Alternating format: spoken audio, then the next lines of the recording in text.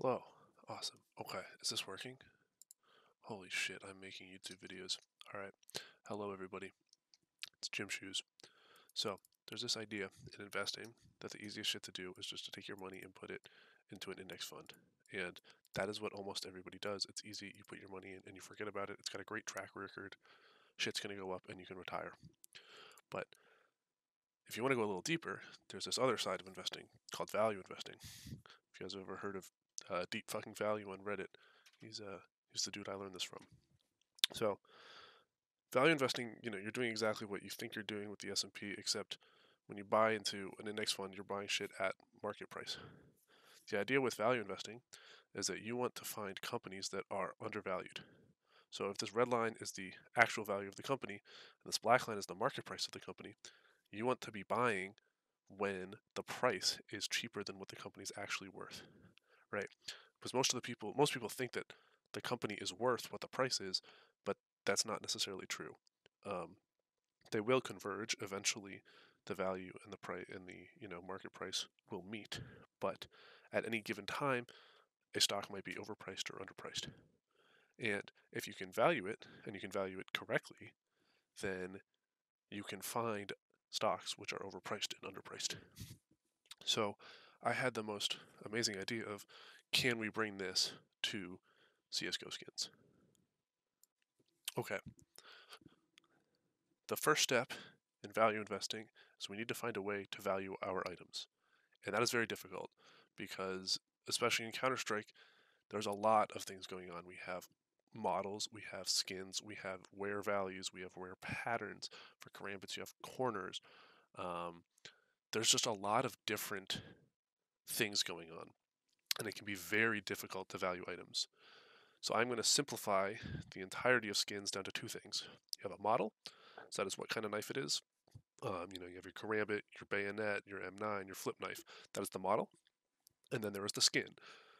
A fade, or a Doppler, or a rust coat. And I'm going to say that those are the only two things that can be used to value a skin. The structure of our valuation works as follows. We're going to take every skin for a specific model, and we are going to average those prices. For the karambit, I found that the average of all of these skins added up is about $1,400. I would use the default vanilla versions. However, the defaults for a lot of knives are very different, especially in CS2. Like, this bayonet is going to shine very nicely, whereas something like the Huntsman is not going to shine very nicely. So it wouldn't be fair to use the vanillas because they're not created equal. So what we're going to do is we're going to average all the skins. For something like the karambit, I found that the average is about $1,400. Next, I'm going to say that every skin is a multiplier. So a karambit fade is like a 4x multiplier, because the price of the karambit fade is about 4 times the price of our average karambit. Something like the boreal forest is about a 0.5 multiplier, because the price of a boreal forest karambit is half the price of the average karambit. So if you take your model and you multiply it by your skin multiplier, you will get the expected price for that skin, which we are going to use as the value. So the first thing I need to do to get this running is I need to get the prices of every skin that we're using. So the way I'm doing that is I'm using Steam Analyst. I copy all of these, I paste them into a Google Sheets, and then what I'm doing is I'm taking the average of all of the non-Steam market prices. I would use the Steam Analyst price, but some of them are very weird. If you look at the Blue Steel, Steam Analyst has it at $500 when it's clearly way higher than that. I'm also not using the Steam market because items like the Karambit Fade or the Karambit Doppler sometimes go over the Steam market cap, and thus that would fuck up our prices as well. I should also mention everything is in minimal wear because there are some skins that don't have the factory new version for that model, except for the skins that are more likely to come in factory new. So the Fade, the Marble Fade, the Doppler, and the Gamma Doppler are in factory new. Everything else is minimal wear. I should also add that we are not using any of the shattered web knives because the karambit, as you can see, has 46 total skins, but if we put in the skeleton, or if we put in the Navaja, there's only 34. It's because they don't have the, I believe, gamma case finishes. I didn't put them in as they would mess up my chart. I should also add that using these prices may not be accurate. These are the cheapest ones listed on these websites. The main problem with that is that that's just the listings. It's not necessarily what things are selling for. I don't have access to buffs, so I can't use that to get accurate prices. This model would work far better if I had accurate price data. So to find the value of our skins, the first thing I do is I copy all of the prices from Steam Analyst into this Google Doc. I paste them in right here. I then take the average of all of their prices from all the external websites, and I put them into this chart over here. So what that lets us do is that lets us find the average value for each model. We can find that the average value of the Karambit is 1400, the average value of the gut knife is 223, the average value of the flip knife is 516.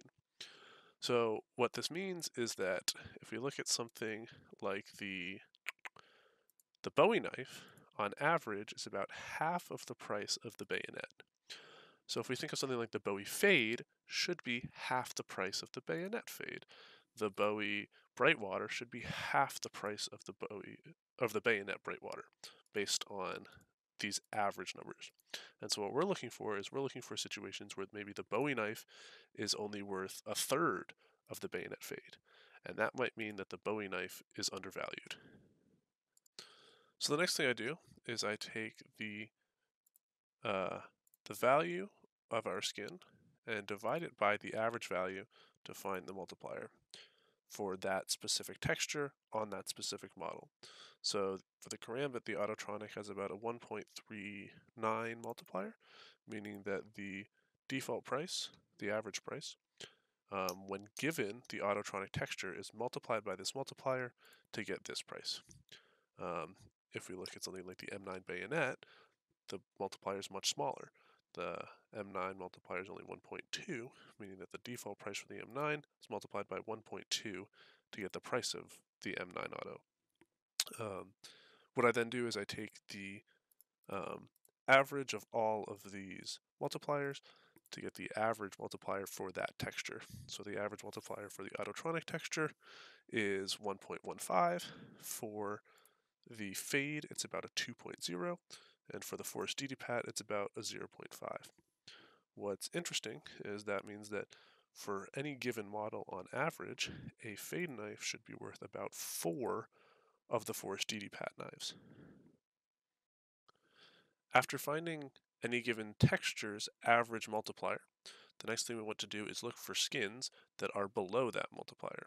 If we are valuing items at their average value multiplied by the average multiplier, situations where an item is less than that means that it is undervalued.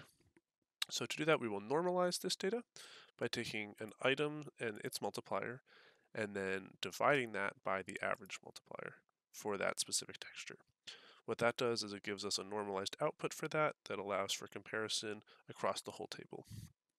If we wanted to compare the Karambit's Autotronic multiplier with the Bayonet's Black Laminate multiplier, we might say, whoa, the Bayonet's way undervalued compared to the Karambit. However, if we just look at these averages, we can see that the Bayonet's actually valued right where it should be, and on the Autotronic side, the Karambit might actually be overvalued compared to it. So, or the Bayonet might actually be overvalued than the Karambit based on this average texture. So we do a little bit of normalizing, and that makes all of these numbers comparable. Now what we want to do is find situations in which items are vastly undervalued, and if there isn't a discernible reason why, that might mean that it's something that we want to invest into. One of the most interesting things I've found is that the Karambit Doppler and Gamma Doppler appear to be undervalued, which is surprising considering how much they've gone up. If you look at something like the Falchion Doppler, it is way overvalued. So if we come up here and we want to look at Dopplers, we can see that the Falchion should be worth about 1/5 of the average karambit. So a falchion, there should be, 5 falchion Dopplers should be worth 1 karambit Doppler. But if we come up to the Dopplers, we see that the karambit Doppler is worth about 1600 and the falchion Doppler is worth about 700, meaning that the model here is not carrying as much weight as it should, and maybe the karambit Doppler is actually undervalued. I don't think that's necessarily true. I think the karambit Doppler is one of the highest valued knives right now, and that means maybe the falchion Doppler is overvalued. This is likely because in CS2 we have seen that the value of Dopplers has gone way up. They look amazing, and so people are willing to forego the worst falchion model to gain the nicer finish. It's still interesting that it has gone that far up. If we look at something like the butterfly, as well as the flip, these might be better ones to get into as well. The gut knife here is vastly undervalued at 0.7. It should be worth, roughly 2/3 of the falchion, and in reality, the gut Doppler is not even close to half the price of the falchion. So the gut knife is way undervalued compared to the falchion. Interestingly, the exact opposite happens if we look at the lore. The M9 bayonet lore has a 1.7x multiplier, while the falchion only has a 0.7 multiplier. So we come up and we look at our prices for lore. We can see that the gut knife is worth, almost exactly what the falchion knife is worth, which is, interesting that the gut knife is overvalued here compared to the falchion and way undervalued when it comes to Doppler. If we look at the M9 lore, the average M9 should be worth about 4 falchion knives, but the M9 lore is worth 10 of them. This could be a result of my price data, but I think that the idea is very clear that some of these items are, not being valued correctly. It's insane that the gut and the falchion lore are worth about the same amount, but the gut Doppler isn't even worth half what the falchion Doppler is worth. So the whole ethos behind this spreadsheet is that either I am not valuing these items correctly using the numbers over here, or the Steam community is not valuing these items correctly when they buy. They're buying things that they think are cool, but not in a rational manner. And because they're buying things not in a rational manner, we can exploit that by looking at these ratios. Some items are overvalued, some items are undervalued. And if we think that our valuing formula of model multiplied by texture gives us the value of an item, then we should be able to find what that item is actually worth. And if it's cheaper than these prices, we should buy it. For the falchion at 306, with the Doppler at 1.4, we find that the optimal price, the value of a falchion Doppler, is about $428, but its market price is $687. We find that the gut knife at $223 should be valued at around $312. And if we look at the gut Doppler, it's only $244. So the gut knife is vastly undervalued, and it's something that we should be looking at investing in.